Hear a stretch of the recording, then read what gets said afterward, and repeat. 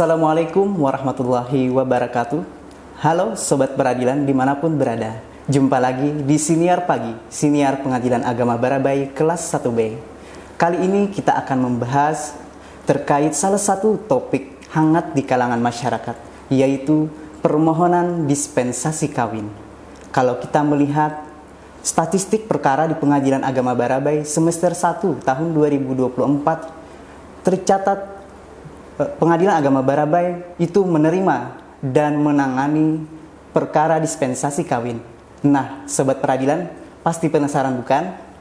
Kali ini kita kehadiran narasumber yang tidak lain dan tidak bukan, yaitu Ibu Hakim Pengadilan Agama Barabai dan lebih tepatnya Hakim wanita satu-satunya di Pengadilan Agama Barabai, Yang Mulia Ibu Wida Uliana SH. Assalamualaikum Ibu. Waalaikumsalam Pak Andar. Bagaimana kabarnya Ibu? Alhamdulillah sehat. Alhamdulillah ya Bu ya, sehat selalu ya Bu. Kalau boleh tahu, Ibu sebelum bekerja di Pengadilan Agama Barabai ini, Ibu bertugas di mana saja? Sebelum saya bertugas di Pengadilan Agama Barabai, saya bertugas di Pengadilan Agama Raha. Nah, mungkin teman-teman mana sih Pengadilan Agama Raha? Pengadilan Agama Raha itu berada di Pulau Sulawesi, tepatnya di Sulawesi Tenggara. Jadi kurang lebih saya sekitar 2,5 tahun bertugas pertama kali menjadi hakim di Pengadilan Agama Raha. Kemudian pada akhir tahun 2022, tepatnya di bulan Desember, kemudian saya dimutasi untuk bertugas di Pengadilan Agama Barabai sampai dengan saat ini, Pak Andar. Wah, luar biasa Ibu, dari Sulawesi ya Bu ya? Dari Sulawesi, hingga ke cukup Kalimantan. jauh. Pasti sangat banyak sudah Ibu menangani perkara-perkara dan tidak terkecuali tentunya ya perkara permohonan dispensasi kawin tersebut. Lumayan lah Pak Andar, Masya ada Allah. beberapa perkara. Baik, sebelum kita melanjutkan untuk pertanyaan topik pada hari ini Bu, saya ingin berpantun terlebih dahulu. Jalan-jalan ke kota Kandangan, singgah sejenak membeli kain. Ayo semua Sobat Peradilan, mari kita simak pembahasan dispensasi kawin. Pertanyaan yang pertama Ibu, seperti apa sebenarnya sih yang dimaksud dengan perkara dispensasi kawin tersebut? Baik, dispensasi kawin itu apa? Atau apa sih pengertiannya dari dispensasi kawin? Dispensasi kawin adalah pemberian izin oleh pengadilan terhadap calon istri atau calon suami yang belum berusia 19 tahun untuk melangsungkan pernikahan. Jadi usia 19 tahun ini atas perubahan undang-undang perkawinan, perubahan undang-undang nomor 1 tahun 74, kemudian diubah dengan undang-undang nomor 16 tahun 2019. Dulu di undang-undang nomor 1 tahun 74, usia perkawinan atau dibolehkannya menikah bagi perempuan adalah 16 tahun. Kemudian bagi laki-laki 19 tahun. Kemudian ada perubahan undang-undang tersebut menjadi undang-undang nomor 16 tahun 2019, disamakan baik laki-laki maupun perempuan, yaitu usia diperbolehkan menikah menurut undang-undang adalah 19 tahun. Jika calon istri atau calon suami yang belum berusia 19 tahun dan ingin segera melangsungkan pernikahan, maka harus mengajukan permohonan dispensasi kawin ke pengadilan. Seperti itu. Seperti itu ya Bu ya. Terus kalau kriterianya untuk dapat mengajukan dispensasi kawin di Pengadilan Agama Barabai itu seperti apa Bu? Kalau kriterianya ya pasti bagi calon istri atau calon suami yang belum berusia 19 tahun untuk melangsungkan pernikahan. Kemudian siapa saja sih yang berhak untuk mengajukan perkara tersebut? Ya, yang pertama adalah kedua orang tuanya. Kedua orang tua dari si anak. Kemudian yang calon istri atau calon suami yang mau melangsungkan pernikahan di bawah 19 tahun itu jadi orang tuanya, kemudian kedua orang tuanya.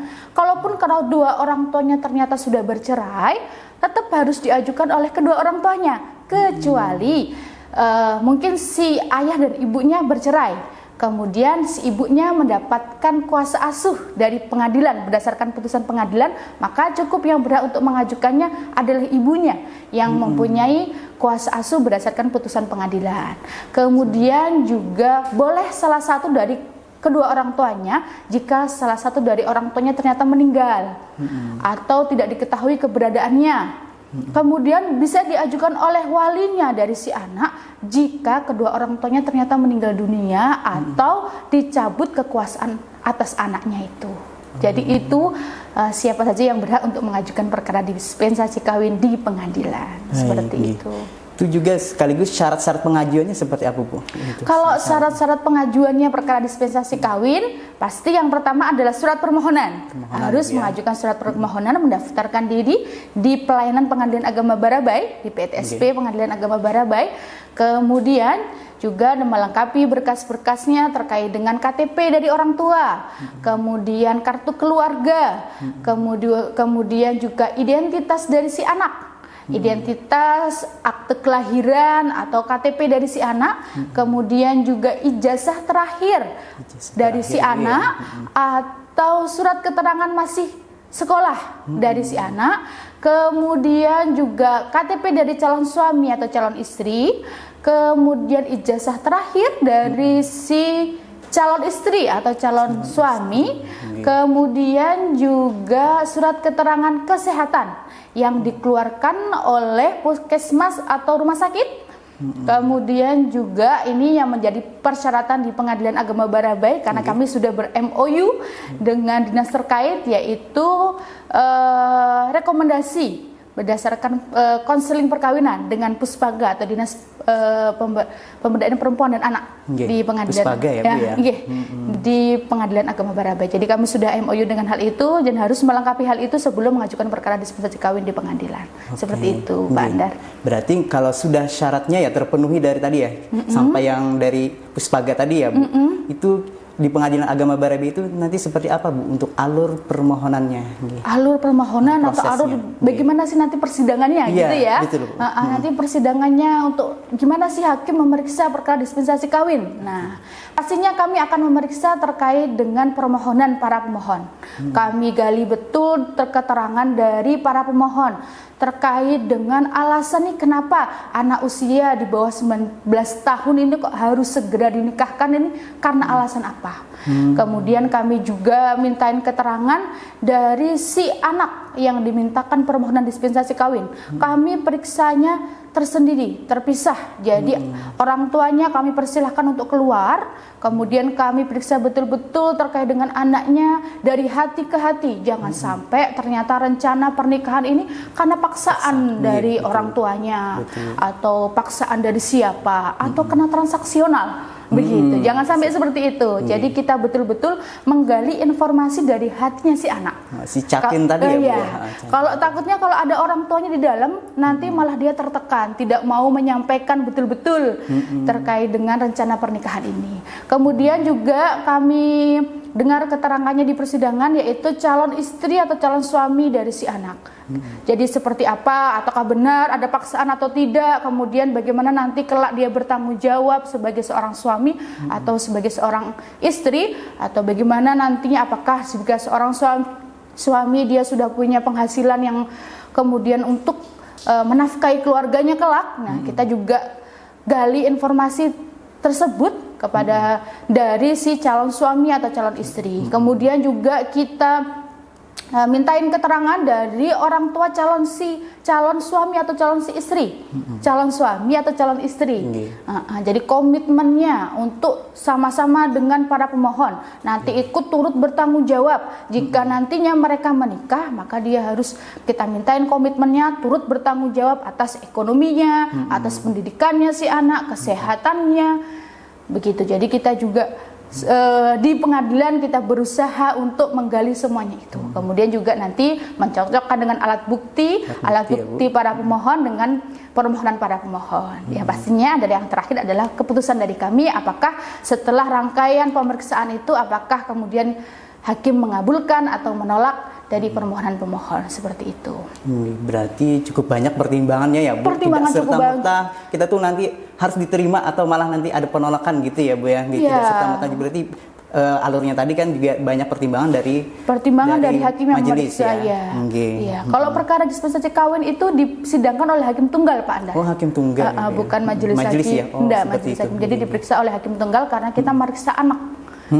Sesuai dengan ketentuan peraturannya bahwa kalau perkara dispensasi kawin itu harus disidangkan dengan hakim tunggal. Oh, berarti hakim tunggal nanti yang menanganinya ya untuk kasus-kasus seperti ini, perkara permohonan dispensasi kawin. Nah, terkait munculnya yang Undang-Undang itu nomor 16 tahun 2019 yang disahkan pada Oktober ya Bu ya. Nah, itu kan tadi terkait dengan untuk umur ya Bu ya, batas umur yang memang harus sama-sama menjadi 19 ya Bu ya. 19 tahun. Jadi apakah hal ini mempengaruhi tingkat perkara dispensasi kawin di Pengadilan Agama Barabai? Iya pasti itu. Saya juga dapat informasi dari Panmut Hukum di Pengadilan Agama Barabai. Ini kami bukakan datanya Pak Andar. Siap. Dari di tahun 2019, sebelum ada undang-undang terbaru itu 15 tahun. 15 perkara. 15 perkara. Kalau awalnya kan disahkan undang-undang terbaru kan Oktober 2019. Jadi semasa sampai dari sepanjang tahun 2019 itu sekitar 15 perkara. Kemudian di tahun 2020 karena ada perubahan terkait dengan usia tadi naik menjadi 54 perkara. Baik, kemudian di tahun 2021 menurun jadi 53 perkara. Kemudian di tahun 2022 sekitar 40 perkara. 40 perkara di tahun 2023 ini menurun drastis yaitu 10 perkara. Kemudian di tahun 2024 sampai dengan ini terakhir bulan Juli ini ada 5 perkara. 5 perkara ya. Jadi selama tiap tahunnya mengalami penurunan. Ya, ini sudah cukup alhamdulillah kita dari yang 54 signifikan sekali. Signifikan setelah adanya undang-undang terbaru 54. Kemudian di tahun 2023 sampai dengan 10 dan ini sampai tahun ini sampai dengan bulan ini 5 perkara di tahun 2024. Tapi kami ini juga begini Pak Andar, kami juga dilematisnya karena kami harapannya dengan penurunan jumlah perkara ini harapannya memang betul-betul masyarakat itu sudah memahami terkait dengan resiko, terkait dengan bahayanya pernikahan bagi anak di usia di bawah 19 tahun.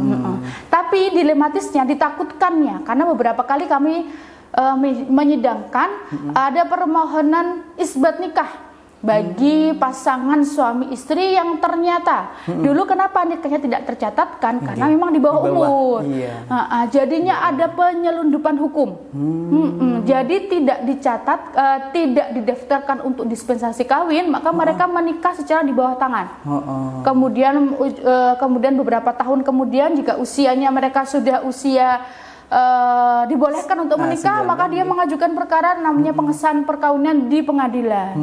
Isbat nikah. Jadi kami dilematisnya terkait hal itu. Ini kami harapannya penurunan jumlah perkara dari tahun ke tahun ini memang betul-betul atas kesadaran terkait dengan bahayanya pernikahan anak. Jangan sampai ada penyelundupan hukum yang demikian malah mereka menikah di bawah umur tercatat itu resikonya luar biasa, apalagi di bawah tangan. Sudah di bawah umur, di bawah tangan apalagi. Nah, itu jangan sampai penurunannya atas karena hal itu, karena ada penyelundupan hukum. Karena memang kami juga banyak sekali menangani perkara isbat nikah yang karena memang dulu pernikahannya kenapa tidak dicatatkan karena memang di bawah umur dan tidak mengurus ke pengadilan, tidak mengajukan permohonan dispensasi ke pengadilan. Begitu.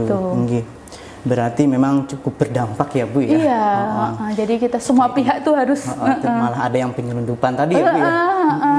Nah, selanjutnya Bu, untuk permohonan dispensasi kawin di Pengadilan Agama Barabai ini tentu biasanya ada yang dikabulkan ya Bu dan juga ada yang ditolak.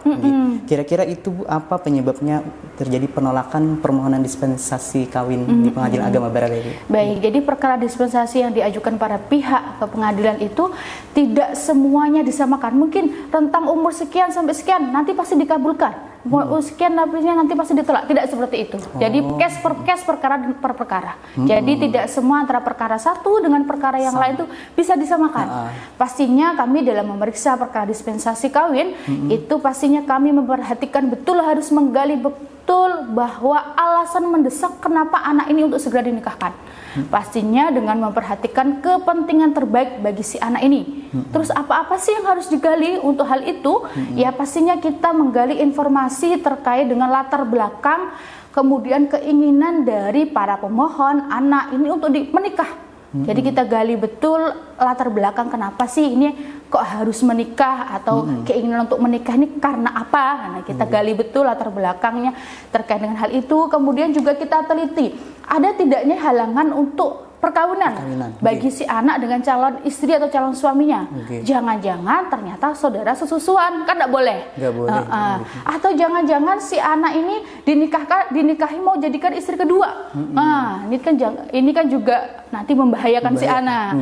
Atau jangan-jangan calon suami atau calon istrinya dari si anak ini memang punya kebiasaan, mungkin dulunya pernah ada laporan KDRT, atau dia ternyata punya riwayat yang gonta-ganti pasangan dan sebagainya, atau ada riwayat pidana dan sebagainya. Maka kita harus gali betul dalam pemeriksaan terkait dispensasi kawin. Terus kita juga teliti betul terkait dengan pemahaman si anak terkait nanti ketika anak ini menikah seperti apa. Pemahaman dia tentang rumah tangga nanti seperti apa, pemahaman dia sebagai seorang ibu, istri atau suami dan sebagainya nanti seperti apa. Kemudian juga persetujuannya untuk menikah itu betul-betul atas persetujuan dalam hatinya, betul-betul ingin menikah, ataukah ada paksaan dari orang lain, dari orang tuanya, atau dari berbagai macam unsur. Saya sebetulnya belum mau nikah, tapi karena dipaksa orang tua saya karena beban ekonomi, atau dipaksa oleh masyarakat sekitar karena mungkin seperti apa. Nah, kita perlu gali terkait dengan hal itu. Kemudian juga kita gali terkait dengan rentang umurnya.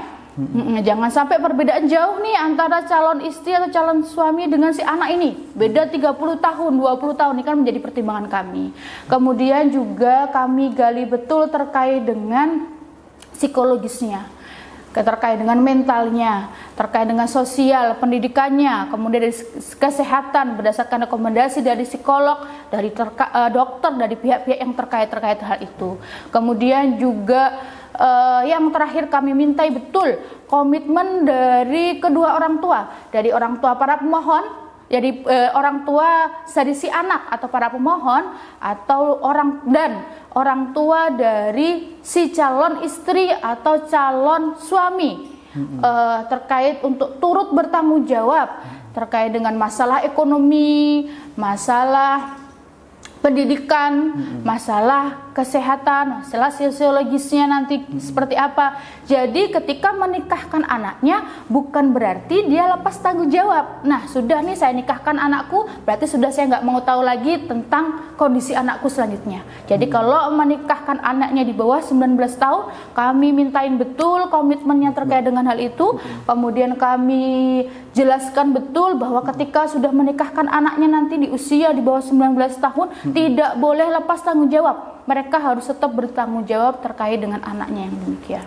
Berarti juga harus ada komitmen dari orang tua. Ya, Jangan sampai dia lepas tanggung jawab, terserah sudah saya nikahkan kok. Nah, jangan sampai seperti itu. Karena dia kan menikahkan anaknya yang usia di bawah 19 tahun atau sebenarnya itu belum matang itu untuk menikah. Kemudian perkara dispensasi kawin ini kan erat kaitannya dengan batas minimal. Nah, kira-kira apa saja Bu yang mempengaruhi atau penyebab permohonan perkara dispensasi kawin di Pengadilan Agama Barabai ini, Bu? Penyebabnya yang pertama adalah pendidikan pastinya. Pendidikan bagi pendidikan si anak, pendidikan keluarganya. Karena kita melihat Pak Andar kalau di lingkungan atau di wilayah yang mungkin jauh, di wilayah agak pinggiran-pinggiran itu Pak Andar, banyak sekali kita jumpai bahwa anak itu putus sekolah, SD sudah nggak lanjut, atau bahkan tidak sekolah sama sekali.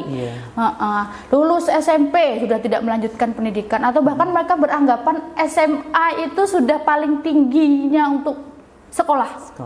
Jadi kalau sudah lulus SMA itu sudah cukup mereka sudah waktunya harus nikah gitu. Jadi kalau di daerah-daerah, mungkin kalau di kota sudah mungkin pemahamannya terkait dengan pendidikan sudah cukup bagus. Tapi coba di wilayah-wilayah mungkin agak ke pinggir-pinggir, Barabai yang agak pinggir, nah itu mungkin dilihat bahwa memang pendidikan bagi keluarganya, pendidikan si anak itu memang sangat memprihatinkan. Kadang kan lulus SD, 2 tahun lulus SD sudah nggak melanjutkan pendidikan, ada laki-laki yang datang melamar, orang tuanya dan si anaknya juga mau, ya orang tuanya nggak ada pilihan lain ya, daripada nganggur di rumah ya lebih baik dinikahkan, seperti itu. Kemudian juga faktor ekonomi. Jadi ekonomi dari pihak keluarganya, keadaan ekonomi keluarga. Kadang juga kita melihat beberapa kali saya memeriksa perkara dispensasi kawin, baik orang tuanya maupun si anak ini ketika melihat si calon suami punya penghasilan mungkin 1,5 juta sampai 2 juta atau 2,5 juta lah, itu dianggapnya mereka itu sudah cukup tinggi penghasilan seperti segitu tuh sudah cukup tinggi, sudah cukup mampu untuk nanti berumah tangga, sudah cukup mapan lah, tidak ada masalah terkait dengan ekonomi nantinya. Jadi pandangan mereka usia segitu tuh sudah mapan lah. Tadi apa yang disampaikan Pak Nad betul, sudah mapan dianggapnya. Jadi ya sudah ada orang datang, laki-laki datang dengan penghasilan segitu, dianggapnya wah ini nanti kalau saya nikahkan beban keluarga berkurang dan si calonnya ini sudah mampu, punya pekerjaan, punya penghasilan segitu, insya Allah kedepannya akan lancar kehidupannya berumah tangga. Nah, karena seperti itulah yang mungkin faktor yang kemudian melatar belakangi kenapa anak-anak yang seperti itu dinikahkan oleh orang tuanya. Kemudian juga ada karena pergaulan bebas, hamil, bebas juga ada, Ibu, ya.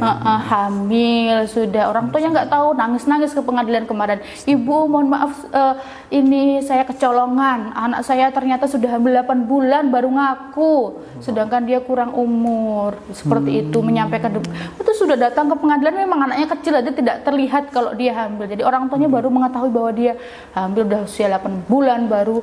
Kemudian anaknya di bawah umur karena faktor hamil itu, mungkin orang tuanya juga kaget juga karena mau nggak mau ya Bu ya. Terus kemudian juga sosial media, sosial media yang sekarang juga, ya, Bu, ya? tanpa batas kan sekarang itu semua bisa diakses oleh anak-anak kita sekarang ini, bahwa sosial media itu juga sangat berpengaruh terkait dengan perkawinan anak. Seperti itu. Dan faktor ya Bu ya, pendidikan tadi, ekonomi hingga media sosial pun juga faktor budaya juga, faktor budaya. Jadi yang tadi saya sampaikan bahwa usia sudah lulus SMA itu di daerah tertentu itu sudah cukup sudah waktunya menikah lah ini ya. Kalau nggak segera nikah nanti perawan tua. Nah, seperti itu. Jadi usia 18 tahun, 17 tahun lebih itu sudah layak untuk menikah. Nanti kalau segera tidak dinikahkan atau segera tidak menikah nanti malah jadi perawan tua dan sebagainya. Budaya-budaya yang seperti itu. Jadi banyak faktor yang tadi ya. Banyak faktor yang mempengaruhi untuk permohonan perkara dispensasi kawin ini ya Bu ya. Nah, terkait dispensasi kawin ini kan Bu, erat kaitannya dengan perkawinan di bawah umur ya Bu, atau kalau bahasa Banjar itu keanuman kawin gitu. Nah, kalau menurut pandangan Ibu itu apa dampak yang mungkin akan muncul ketika mereka perkawinan di bawah umur ini Bu? Baik, kalau dampaknya pasti banyak sekali. Banyak ya Bu ya. Dampak secara kesehatan. Jadi reproduksinya jadi si anak itu belum matang. Terus kemudian kan pasti ketika menikah nanti hamil, punya anak, melahirkan punya anak. Kemudian resiko terkait dengan kematian ibu dan janinnya ketika melahirkan juga cukup tinggi karena organ reproduksinya belum matang. Kemudian juga kualitas anak yang dilahirkan, mungkin sekarang sering mendengar stunting. Nah, itu kan karena itu salah satunya karena si ibunya masih belum matang untuk menjadi seorang ibu untuk melahirkan. Jadi stunting, kemudian kesehatan, kualitas kesehatan yang mungkin juga tidak seperti kualitas kesehatan anak yang dilahirkan oleh orang tua atau ibu yang sudah matang di bawah 19 tahun. Kemudian dari segi dampak atau resiko emosional, psikologis. Jadi kan anak-anak usia di bawah 19 tahun itu psikologisnya belum matang, emosionalnya belum tertata bagus. Nah, jadi sangat rawan sekali percekcokan atau perselisihan dalam rumah tangga, KDRT dan sebagainya. Dalam pola asuh anaknya belum siap menjadi orang tua. Kan banyak sekali kita jumpai hal karena kalau belum siapan dari orang tua akan berdampak luar biasa kepada anak keturunannya, dan resiko-resiko yang lain terkait dengan berhentinya pendidikan bagi si anak. Lulus SMP nikah, otomatis dia ketika sudah nikah otomatis pendidikan tidak menjadi prioritasnya lagi. Tidak lagi menjadi hal-hal yang menjadi prioritas dari si anak itu. Mungkin sudah tanggung jawab keluarga dan sebagainya. Jadi rata-rata kurang lebih 80% orang yang sudah menikah seperti itu kemungkinan dia terputus pendidikannya. Jadi banyak faktor yang kemudian kenapa sih bahaya sekali menikah kalau belum waktunya. Banyak banyak sekali resikonya. Ada semua, baik kesehatan, emosionalnya, pendidikan dan masa depannya pasti akan berpengaruh sekali. Ternyata banyak sekali ya Bu dampak yang dirasakan ketika kita pernikahan di bawah umur ini. Bahaya sekali. Bahaya sekali juga ya Bu ya. Nah, terus untuk peran Pengadilan Agama Barabai ini seperti apa Bu untuk mengendalikan pernikahan di bawah umur ini? Gitu ya. Baik, pengadilan itu sebenarnya bukan lembaga pencegahan sebenarnya. Untuk perkara atau permohonan perkara dispensasi kawin atau untuk pernikahan anak. Tapi ketika itu perkara itu datang atau didaftarkan di pengadilan, misalnya Pengadilan Agama Barabai, ya kita sungguh-sungguh dalam meriksanya. Kita nasihati betul pada orang tuanya. Tadi yang saya sampaikan tadi, kita nasihati betul pada orang tuanya, si anak, calon suami, calon istri, kemudian juga si orang tua dari si orang tua calon istri atau calon suami. Kita betul-betul kita nasihati terkait dengan dampak pernikahan anak, resikonya. Kemudian juga kita identifikasi apakah betul-betul pernikahan ini memang kemauan si anak. Jangan sampai ada unsur paksaan dan sebagainya. Kemudian juga kita mencocokkan atau terkait dengan alat bukti yang diajukan oleh para pemohon di persidangan. Apakah penyampaiannya alasan mendesak itu memang betul-betul mendesak yang bisa dibuktikan oleh mereka. Kemudian juga pastinya yang terakhir ya, kami dalam putusan kami kita berikan pertimbangan yang sungguh-sungguh, pertimbangan yang terbaik, ataukah ketika kita menolak atau mengabulkan dari permohonan para pemohon terkait dispensasi kawin ini, ya semoga dengan membaca putusan kami insya Allah akan memberikan pandangan terkait dengan permasalahannya. Begitu langkah dari kami ya seperti itu, karena kan memang pengadilan nasihati itu nasihat yang kami nasihat yang kami betul-betul kami utamakan, menasihati yang mendalam betul-betul. Makanya sedang perkara dispensasi kawin itu lama betul kalau dilihat tuh, lama betul. Banyak ini ya. Karena kita berusaha coba penasihatan yang luar biasa, kita nasihati semuanya. Bahkan saksi pun kadang kita, ayo bapak dan ibu, ayo ibu kita bantu nih para pemohon untuk menjelaskan terkait dengan bahayanya. Jangan sampai salah langkah nih dari orang tuanya menikahkan anaknya seperti itu. Kami minta bantuan. Kan kadang saksi yang dihadirkan adalah orang terdekatnya, mungkin tetangga. Yang ini kan kita, ayo ibu, ayo bapak, coba kita berikan penjelasan kepada orang tua, ini menikahkan anak di bawah umur itu sangat bahaya dampaknya. Cari solusi lain selain menikah. Seperti itu biasanya kami berikan nasihat-nasihat seperti itu. Luar biasa Ibu. Nah, kalau menurut Ibu siapa aja yang berperan dalam mencegah perkawinan di bawah umur ini Bu? Baik, sebenarnya siapa saja sih lembaga atau instansi yang kemudian berperan dalam pencegahan pernikahan anak ini? Semua pihak ini punya andil, semua pihak punya peran. Dari mulai pemerintah daerah mungkin dengan mengeluarkan perdanya, mengeluarkan aturan, mengeluarkan inovasi-inovasi layanan ramah anak, kabupaten ramah anak dan sebagainya, inovasi-inovasinya dengan sosialisasi yang kemudian terus-terusan dilakukan sampai mengena kepada lingkungan terkecil dari masyarakat. Kemudian juga tenaga pendidikan, guru di sekolah-sekolah dalam memberikan sosialisasi pemahaman terkait kepada murid-muridnya, mulai di SMP atau dari SD pun mungkin sudah diberikan sosialisasi SD, SMP, SMA itu disosialisasikan terkait dengan dampak resiko terkait dengan perkawinan anak. Kemudian juga tenaga kesehatan juga terkait, mungkin kalau sosialisasi yang dilakukan oleh tenaga kesehatan, mungkin orang lain masyarakat itu akan lebih percaya. Karena kan yang menyampaikan adalah tenaga kesehatan. Ini orang yang mumpuni di bidangnya, jadi mungkin agak lebih dipercaya. Kemudian tokoh-tokoh masyarakat, tokoh agama, ketika ada perkumpulan-perkumpulan agama, nanti diberikan sosialisasi terkait dengan secara hukum agama seperti apa. Kemudian juga APH, aparat penegak hukum, jika ada konsekuensi hukumnya apa bagi orang tua yang memaksa anaknya untuk menikah, itu seperti apa konsekuensi hukumnya. Jadi semua kalangan, semua pihak itu punya peranan masing-masing dalam pencegahan perkawinan anak ini. Jadi semuanya tuh berperan ya Bu ya? Semua berperan, punya peranannya masing-masing. Kalau semuanya kemudian sama-sama kita memberikan berperanannya masing-masing terkait dengan itu, insya Allah akan Mencegah perkawinan anak itu akan semakin hari semakin menurun, dan menurunnya itu betul-betul menurun karena pemahaman terkait dengan resiko atau dampaknya, bukan karena adanya penyelundupan hukum. Seperti itu. Luar biasa Ibu. Mungkin pertanyaan pamungkas nih, Bu.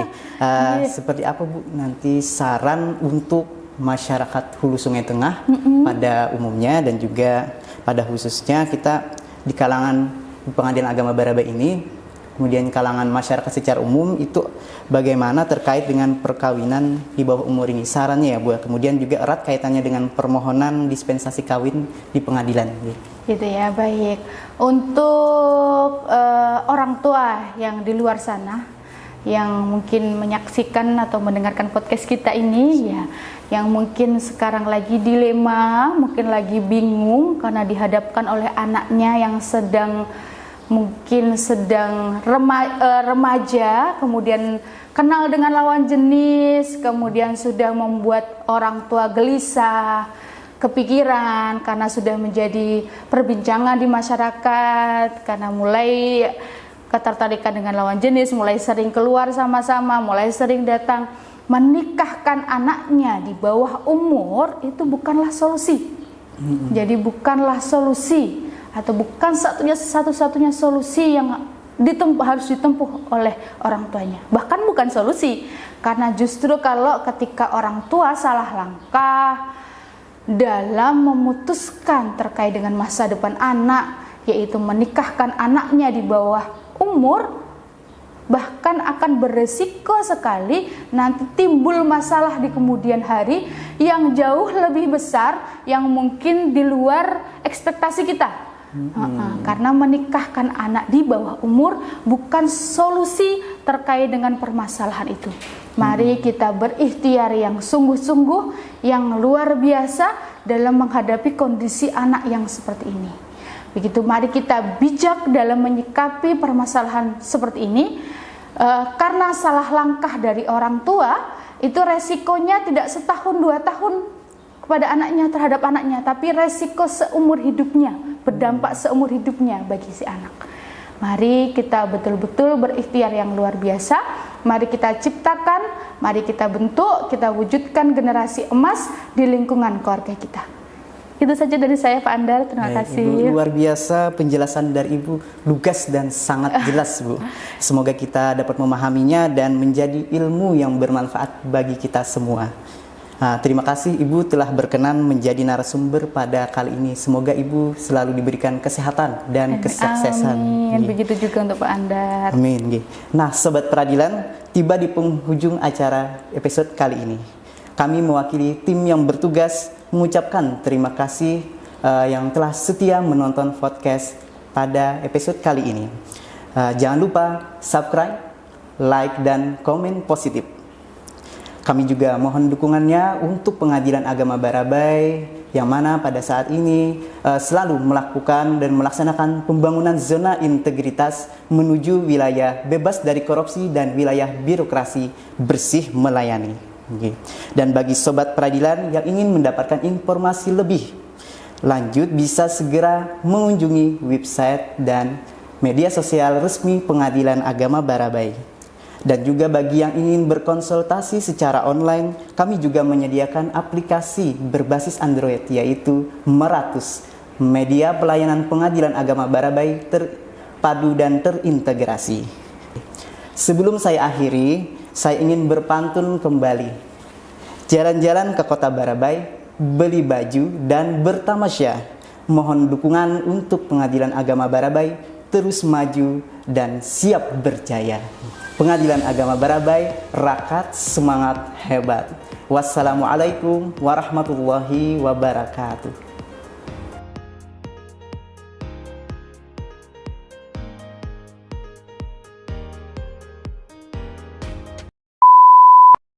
Gimana Bu? Siap itu? Siap, bismillahirrahmanirrahim. Mau tuh patus Bu.